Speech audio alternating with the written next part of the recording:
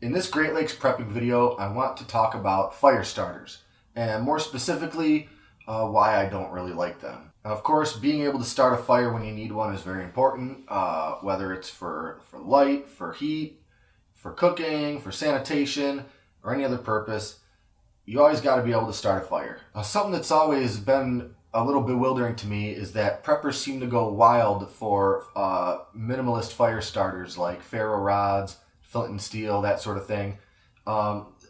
They spend good money on all manner of fire starter gadgets and gear. But for me, there's no better fire starter than this, an ordinary Bic lighter. And there's a couple of reasons. First, cost. This Bic lighter costs about $1. I usually buy them in bulk, either on Amazon or at Target, and they work out to be $1 or less a piece.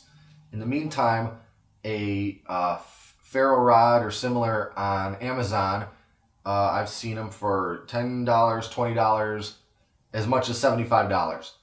And that's a little bit nuts. Number two, flame. Besides for cost, the number one reason that I don't care for fire starters such as ferro rods is because they don't really make fire.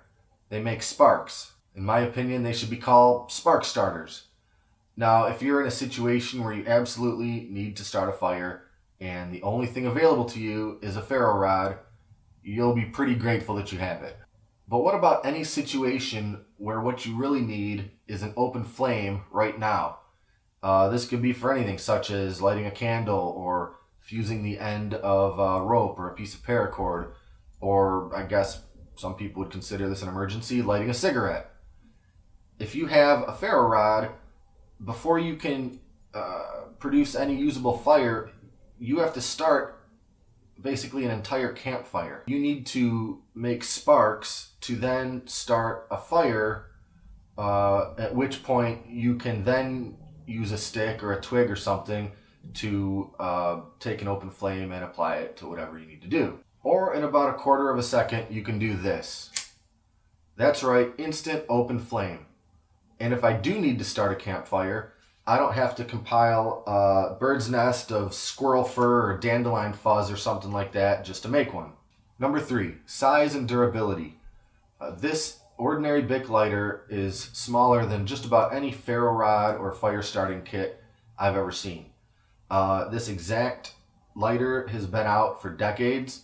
It's durable, it's impact resistant, and it'll work even if it's gotten wet.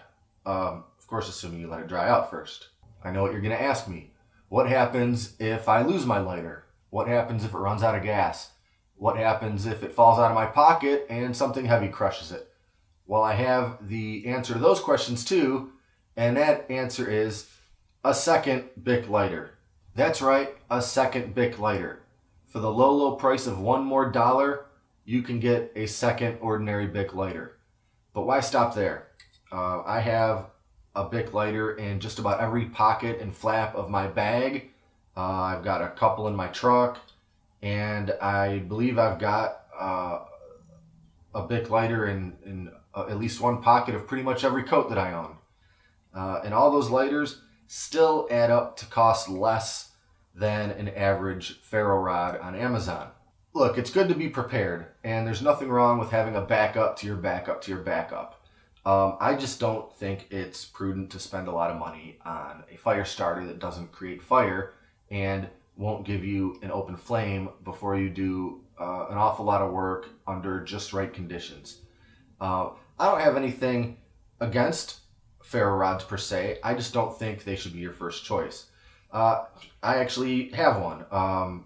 I got this Bear Grylls survival fire starter from a family member who wanted to give me a prepper gift for Christmas one year. It's even got this handy little emergency whistle.